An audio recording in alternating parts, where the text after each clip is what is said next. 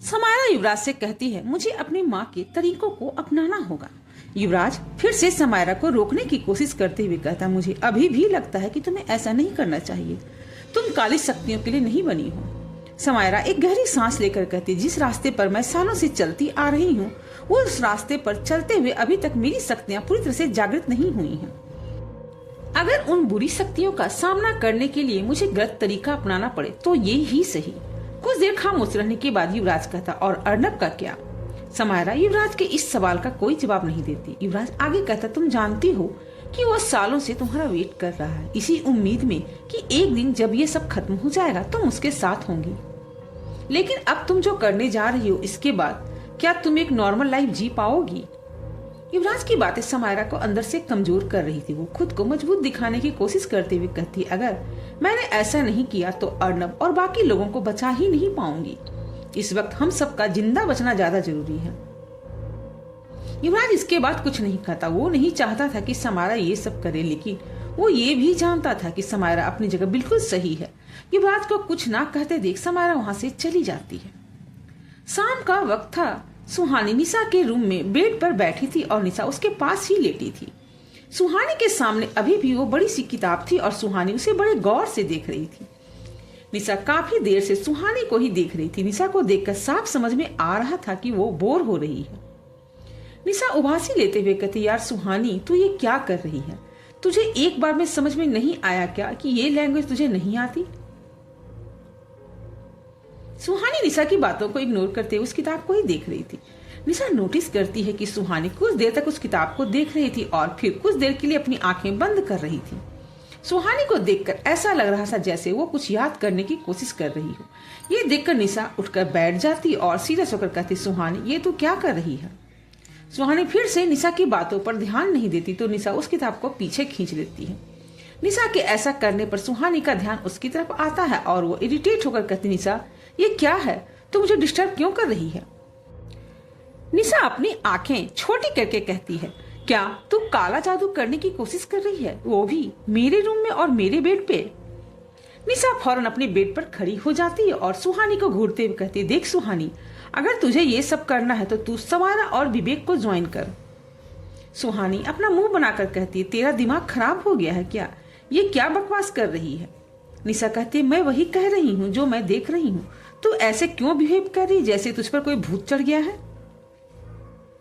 निशा की बात को सुनकर सुहानी एक गहरी सांस लेती है और निशा का हाथ पकड़कर उसे खींचते हुए फिर से बेड पर बिठा देती है। सुहानी निशा को देखते हुए कहती है, पता नहीं क्यों, लेकिन इस किताब को देखकर मुझे ऐसा लग रहा है जैसे इसे मेरे लिए ही वहां छोड़ा गया हो। निशा कंफ्यूज होकर कहती, क्या मतलब? सुहानी जवाब देती, पता नहीं क्यों, लेकिन जितनी बार भी मैं इस बुक को देख रही हूँ मुझे कुछ ट्रिगर करता है। निशा झल्लाते हुए कहती, तू क्या कह रही है? मुझे कुछ समझ में नहीं आ रहा। सुहानी निशा को एक्सप्लेन करती, जब जब मैं इस किताब को देखती हूँ मेरे दिमाग में कुछ धुंधले विजुअल्स आने लगते हैं और इसे देखते हुए मुझे ऐसा लगता है जैसे मैं इसे पढ़ सकती हूँ लेकिन पढ़ नहीं पा रही। निशा सुहानी को देखकर अपना सर हिलाते हुए कहती, अब मुझे समझ आया, लोग सही कहते हैं। सुहानी क्यूरियस होकर कहती, क्या? निशा सीरियस होकर कहती, वो कहते हैं ना, कभी किसी का मजाक नहीं उड़ाना चाहिए वरना वो चीजें खुद के साथ हो जाती हैं। सुहानी को निशा की बातें बिल्कुल भी समझ में नहीं आ रही थी। सुहानी कहती, तू साफ साफ कहेगी? निशा आगे कहती, कुछ साल पहले जब मैंने गजनी मूवी देखी थी तब बेचारे आमिर खान का बहुत मजाक उड़ाया था। सी अब उसका फल मुझे मिल रहा है। मेरी बेस्ट फ्रेंड भूलने के मामले में उस गजनी की भी मां निकली। निशा के ऐसे कहने पर सुहानी उसे गुस्से से घूरने लगती है। निशा सुहानी को पोक करते हुए आगे कहती है, और ऐसा भी नहीं है कि तू वो सब भूल कर बात वहीं खत्म कर दे। तुझे वो सब याद आता भी तो है इंस्टॉलमेंट में, हद होती है यार। निशा की बातों से सुहानी गुस्सा होकर वहां से जाने लगती है। सुहानी को जाते देख निशा उसके सामने आकर कहती, यार मैं बस मजाक कर रही थी, इसमें इतना गुस्सा होने वाली कौन सी बात है?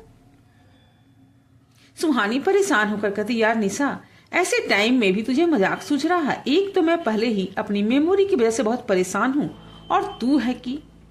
निशा रिलैक्स होकर कहती, अब इसमें परेशान होने वाली क्या बात है यार?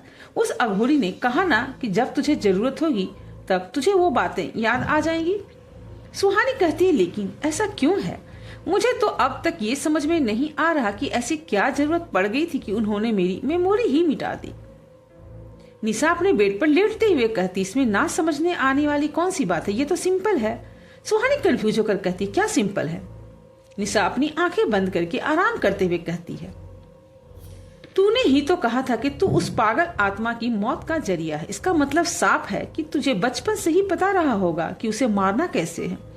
हो सकता है कि इसीलिए उस अघोरी ने तेरी मेमोरी मिटाई हो। निशा की बात सुनकर सुहानी हैरान रह जाती है। ये बात तो कभी उसके दिमाग में आया ही नहीं था। राघव ने भी यही कहा था कि सुहानी बचपन से काफी अजीब थी। सुहानी फौरन निशा के पास जाती है और उसे उठाकर बैठाते हुए कहती, अगर ऐसा था भी तो उन्होंने मेरी मेमोरी क्यों ले ली? सुहानी के इस तरह उठाने से निशा इरिटेट हो जाती है और अपना मुंह बनाते हुए कहते, डफर, तू भूल गई क्या? जब से वो सन की पागल अपनी साधना से जागा है, उसके और तेरे बीच कनेक्शन बन गया है। जब तू उसका शिकार देख सकती है तो हो सकता है कि वो भी तेरा दिमाग पढ़ सकता है। शायद ये बात उस अघोरी को पहले ही पता रही होगी, इसीलिए उन्होंने तेरी मेमोरी भी मिटा दी। और अगर उस साया को पता चल गया कि उसकी मौत कैसे होने वाली है तो वो उस चीज से बचने की कोशिश जरूर करेगा। तो मेरे हिसाब से तेरी मेमोरी इसीलिए मिटाई गई है कि वो साया तेरा दिमाग पढ़कर कुछ चीजें कभी जान ही ना पाए, और इसीलिए जरूरत पड़ने पर तुझे वो चीजें याद आ जाती हैं। ये सब सुनकर सुहानी निशा को आंखें फाड़ कर देखने लगती है। निशा सुहानी के चेहरे के सामने अपना हाथ ले जाकर एक चुटकी बजा देती है। निशा के ऐसा करने पर सुहानी का ध्यान टूटता है और वो होश में आती है। होश में आते ही सुहानी एक्साइटेड होकर निशा को जोर से हक कर लेती और कहती, निशा, यू आर द जीनियस। ये बात मेरे दिमाग में क्यों नहीं आई? निशा सुहानी को खुद से अलग करते हुए कहती, क्या तूने ये पहले नहीं सोचा? सुहानी ना में अपना सर हिलाते हुए कहती, ये बात अब तक किसी के दिमाग में नहीं आई थी। निशा अपना मुंह बनाते हुए कहती, रियली? क्या मैं इतने डम लोगों के साथ रह रही हूँ? मुझे लगा ये बात ऑब्वियस सी है। सुहानी कहती, नहीं, तू सच में जीनियस है। ये कहकर सुहानी निशा के गाल पर एक किस कर देती है और वहां से चली जाती है। रात हो चुकी थी, दीवान विला की लाइट्स ऑफ हो चुकी थी। तभी विवेक वहां की बाउंड्री वॉल से कूदकर दूसरी तरफ चला जाता है।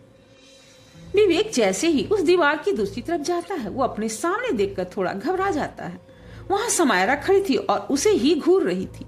समायरा विवेक पर गुस्सा करते हुए कहती है, तुम इस वक्त कहाँ जा रहे हो? क्या तुम नहीं जानते कि इस घर से बाहर हम सब के लिए कितना खतरा है? विवेक खुद को संभालते हुए कहता, यही मैं आपसे भी कह सकता हूँ।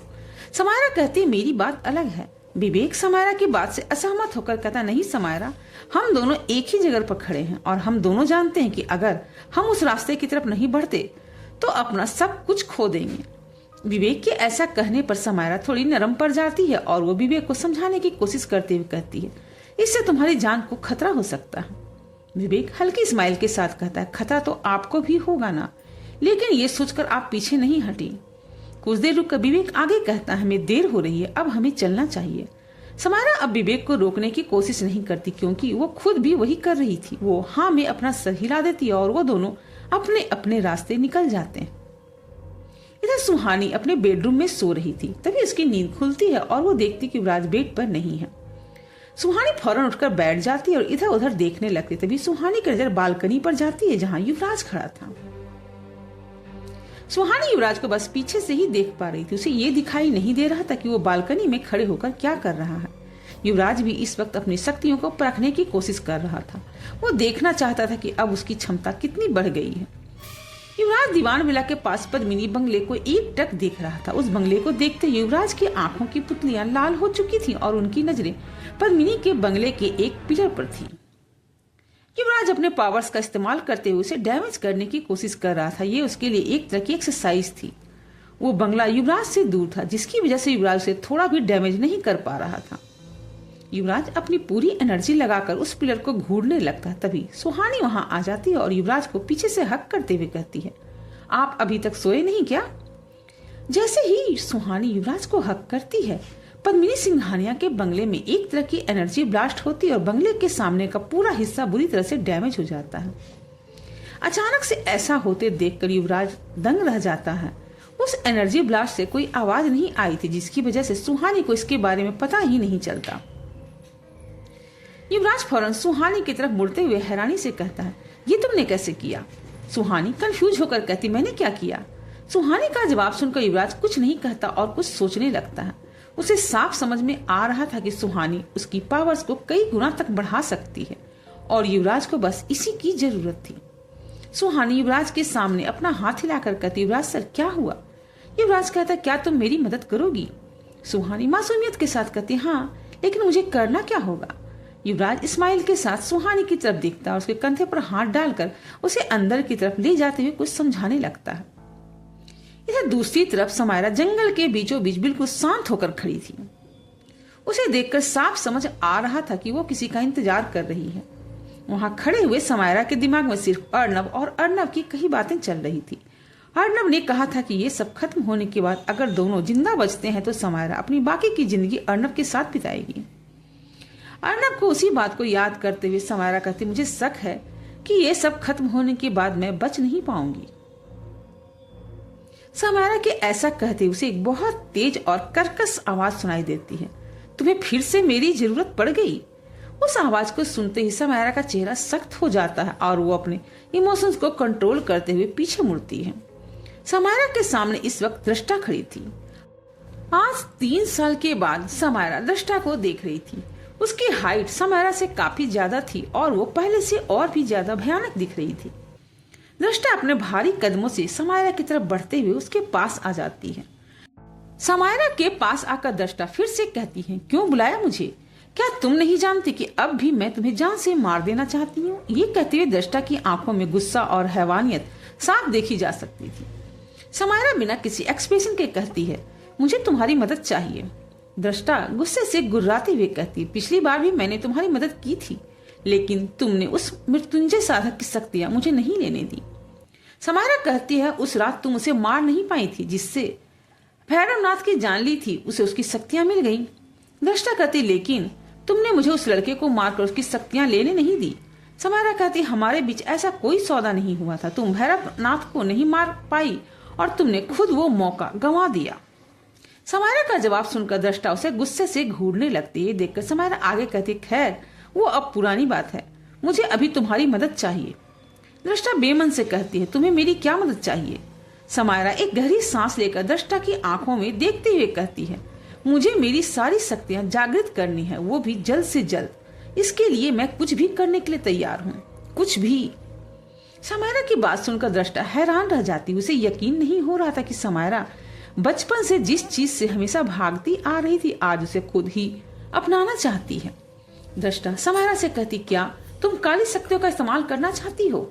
समायरा खुद को मजबूत करते हुए कहती, हाँ। दृष्टा उत्सुकता के साथ कहती, आखिर क्यों? समायरा शक्ति के साथ कहती है, इससे तुम्हें कोई मतलब नहीं होना चाहिए। मुझे ये बताओ कि मेरी मदद करोगी या नहीं? ये सुनकर दृष्टा एक डेविल स्माइल के साथ कहती है, मैं तुम्हारी मदद क्यों करूं? इससे मुझे क्या मिलेगा? समायरा फौरन कहती है, तुम हमेशा से मुझे मारना चाहती थी, तो जब मेरा काम पूरा हो जाएगा तब तुम ऐसा कर सकती हो। मैं वादा करती हूँ कि मैं तुम्हें नहीं रोकूंगी। अगर कहानी आपको पसंद आ रही है तो मेरे चैनल को लाइक, शेयर और सब्सक्राइब जरूर करें और कमेंट भी करें कि मेरी कहानियों को आप कहां से देख रहे हैं, जिससे कि मैं ये जान सकूं कि मेरी कहानियां कहां कहां तक पहुंच रही हैं। Thanks for watching.